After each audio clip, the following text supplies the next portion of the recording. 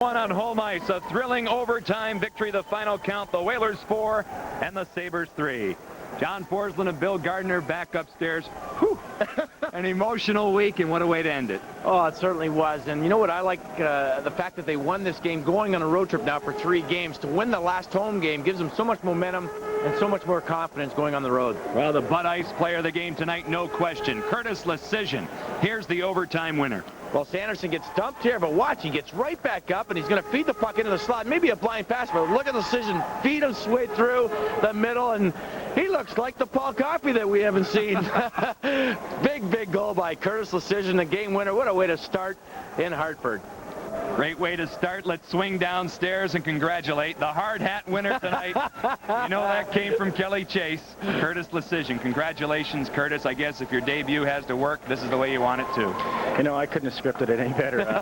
I'm not a goal scorer, and to score actually in overtime is, I think that's probably my first ever in overtime, and you know, I couldn't think of a better way to join the Whalers than that tonight. Team with a new hockey club, and I guess he's right. You can't script it any better than that. He's probably truthful in the fact that he didn't have a lot of time to think about it. He was traded, and he got here at 6 o'clock. And maybe, I think when you sit around, if he came here last night or this morning, he had all afternoon to sit there and think about what was going to happen, about the new teammates and so on and so forth. I think that's tougher. But to get here at 6 o'clock, throw the equipment on and go right on the ice, he probably felt a lot more comfortable. Well, it was a great game tonight. The Whalers had plenty of chances. They really bombarded Dominik Hasek. We're going to see the last bombardment here, the overtime winner, one more time because it's so sweet. Curtis Lecision. Well, it was a beautiful goal. Watch Sanderson here with Zhitnik. Zhitnik gets the leg up, the stick around him, and he gets right back up. Castles was going to give him some support, but he throws it out in front. Sanderson, great read, though, by Lecision, who walks right through 2 forwards that were not watching. That's where the Whalers have gotten in trouble watching the puck. But Lecision jumps in and fires it high and hard past Hasek. Even turned in front of the camera for us. Great shot. Lecision is first from Sanderson and Castles at 4:55. The overtime winner, the Whalers' first win in overtime this season. The stats in the game, 44 shots for the Whalers in all. Hasek did his usual thing, and look at those penalty minutes.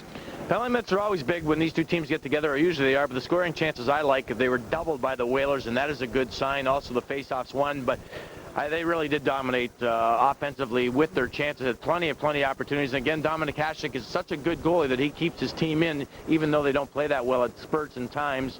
He's the kind of goalie that keeps any team in the game. Big win tonight for the Hartford Whalers. The final score, the Whalers 4 and the Buffalo Sabres 3. Back with more from the Hartford Civic Center right after this on Sports Channel.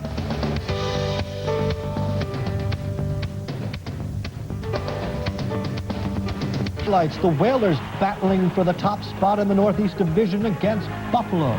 Taking on the Buffalo Sabres with first place on the line. Kevin Nathan's next with sports. Right back for Wesley. Braun gets it.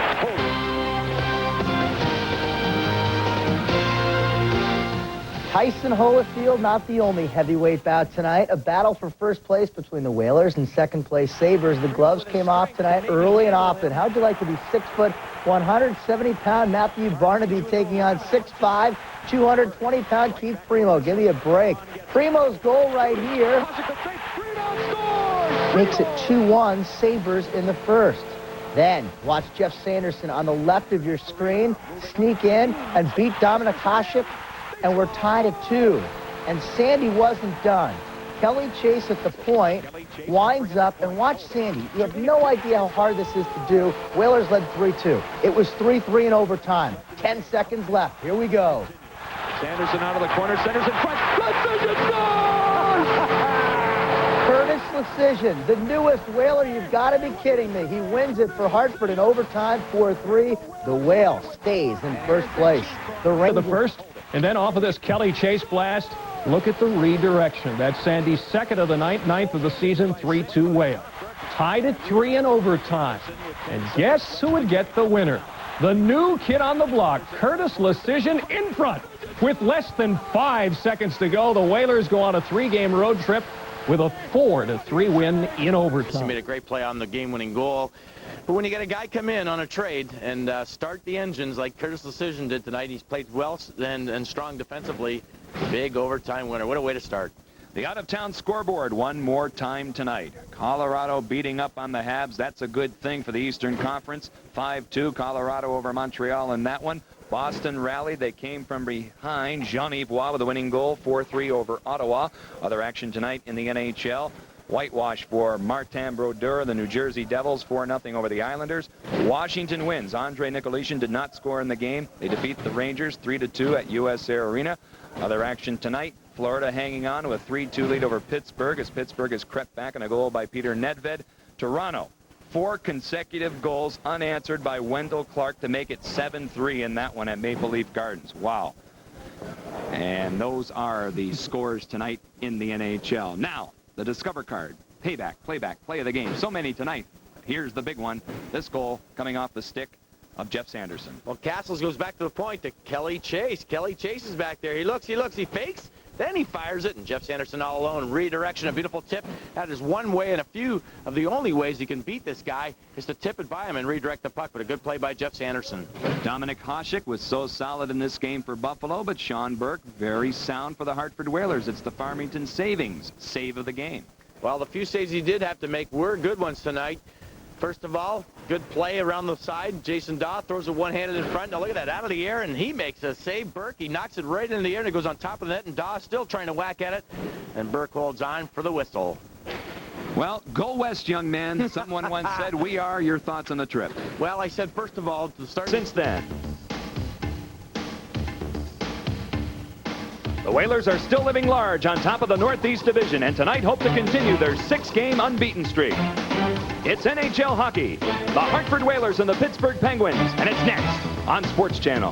The road show continues, and what a show. On top of the Northeast, Pittsburgh bringing up the rear. But as far as the Pittsburgh Penguins are concerned, Bill Gardner, they have had this game circled on their calendar for quite some time. They feel now's the time they can make a move on the Whalers. Well, they certainly do, and they should think that way because they are playing a lot better, but they're thinking this game is so big because... By Stu Barnes, and the Whalers take a 1-0 lead.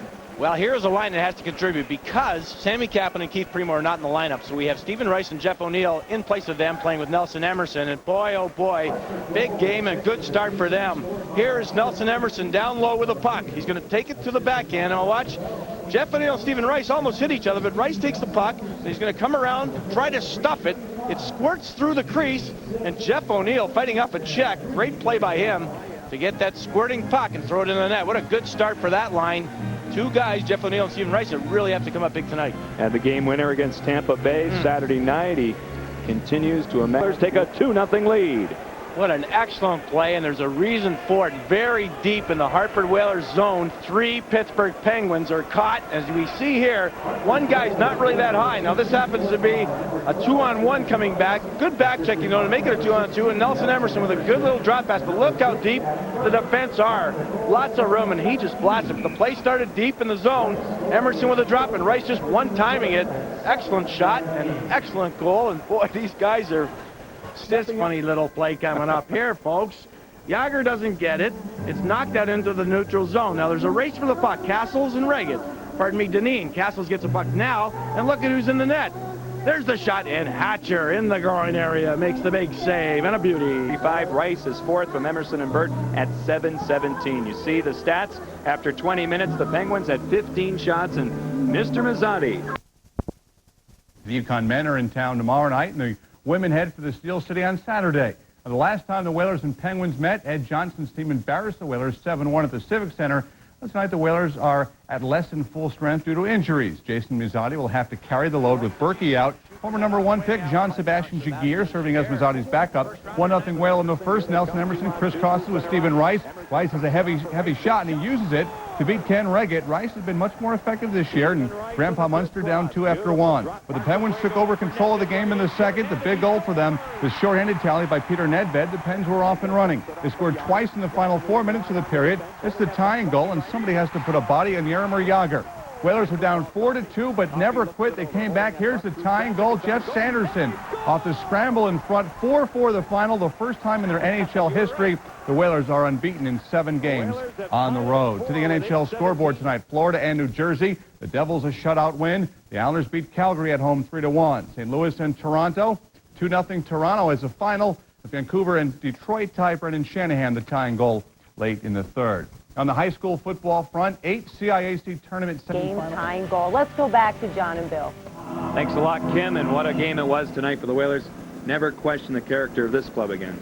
Well, we talked to Bob Maurice and we asked him, what do you think about the team depth-wise? You're going to be able to fill those holes, and they proved a point again tonight. Some guys that don't usually play a lot stepped up, and also they had some line combinations that haven't played together, and they played very well. So this team is gritty, and they're showing why they've got so many points and been so successful on the road. And when you fall behind, Billy, 4-2 in the third period against Pittsburgh, and still stick with the game plan. Nobody panicked, and that's amazing. Well, that was one of the keys we discussed going into the third. What do they have to do? Well, they have to do that. They had to stick with their game plan and not take too many chances, because they did that against Pittsburgh at home and ended up being a 7-1 game. Well, they stuck to the game plan. They threw it in when they had those opportunities, and they forechecked when they had the opportunities, and they ended up creating their own chances, and that's why they came. This line, it seemed like they were out all night. Yes, this guy was red hot. Well, they had so many chances in front of the net, and they're so good. Yager here is going to get the puck. He sort of fans on it, but they're going to get it back. They were all over the biscuit. They hit the side of the net there a little bit. Mazzotti might have got a touch or a piece of it. Yager never quits here. Francis gets it. He goes back to Lemieux, who throws it through the crease, and Yager keeps going. The sequences were like this late in the third and in overtime over and over again. Francis is going to get it. Back to Lemieux. Another chance. Mazzotti got a piece of it, hits the side of the net, and then Coffey, for some reason, goes through the middle, and Mazzotti helps him out by clearing it up. But Jason Mazzotti was spectacular, and I really believe in all the games I've seen Jason Mazzotti play this year, I don't think he's had a bad game. No, he hasn't. And the defense 2-1.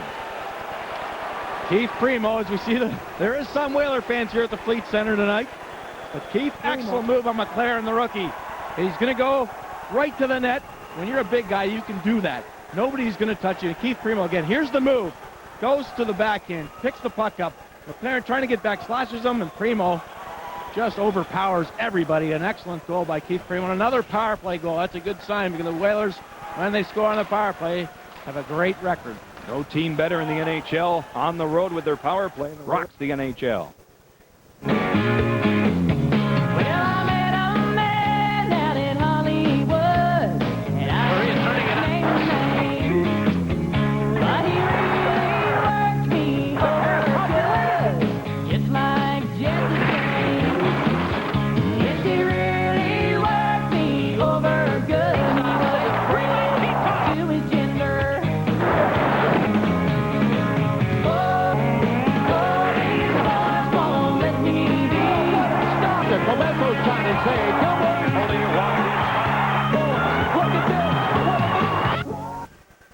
Whalers get it started first. Well, Sanderson with his speed. Look at that wrist shot. Quick release. Castle's a beautiful pass that made it 1-0. Sanderson's got a lot of goals this year, and there's Stumple. Look at that save by Jason Mazzotti. Spectacular save. Good forechecking by the Boston Bruins. You see Landon Wilson there. The puck goes out to the middle. Hines, see, that's one goal, and that goes top shelf. 1-1 at that point.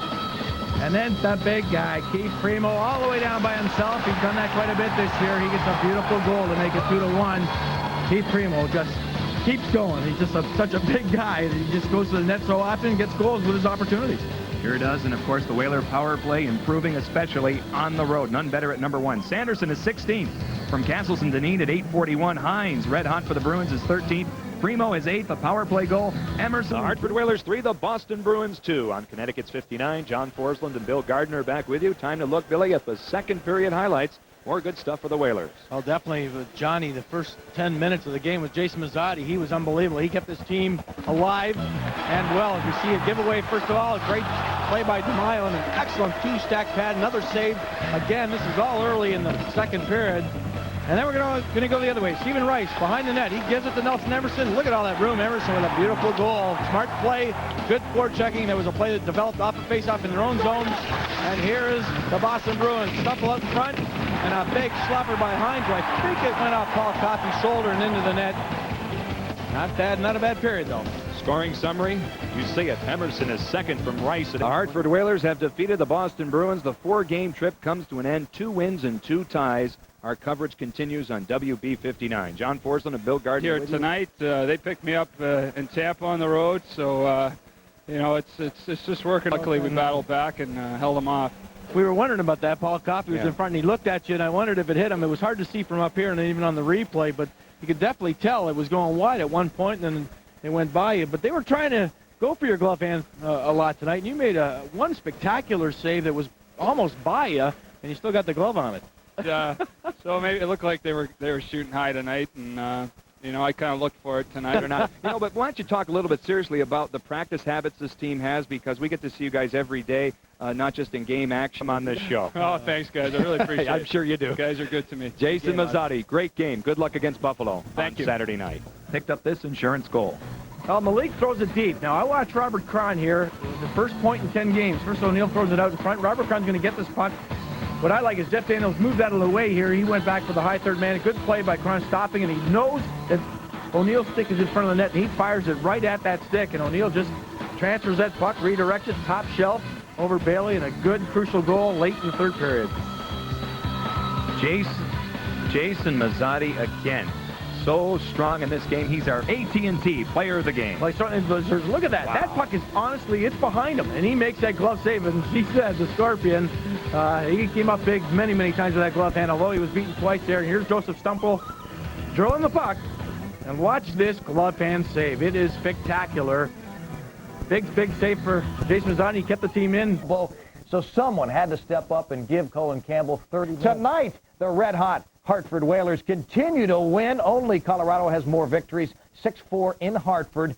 Jeff Sanderson with 2 goals now has 18. When SportsCenter continues, we put it on ice. On the ice, Buffalo and Hartford for first in the Northeast. Brian Holtzinger, it's a Daryl Shannon to Matt Barnaby, and he beats Jason Mazzotti. It's 3-2 Sabres, and they're giving the crowd the business down there. It's 4-2 Sabres in the third. Jeff O'Neill beats Dominic Hasek, and the Whale is within a goal. Only $1.40 later. Digging in the crease. Robert Cron finds the handle and ties the game at 4. Less than a minute later. Jeff Sanderson on the break. Hasek makes the save. Kevin Dineen diving. He tips it home. 6-4, and in the postgame interview, splat in your face. This team's pretty loose, feeling pretty good about itself. 24 saves for Glenn Healy. He gains the 11th. Wait a second, I'm one ahead of myself here. It's Sanderson now leading the team with 18 goals in the season. Mazzotti, by the way, has done pretty well, stretching Hartford's unbeaten streak to 4 games in the absence of the injured Sean Burke. Now we tell you about Glenn Healy, who saved 24. He makes the 11th shutout of his career stand up in a 4-zip Rangers win at Toronto. The Islanders' Tommy Salo. It'd be like, Beavis does the chick, take 432. And action. And then I'd pull down my pants real slow.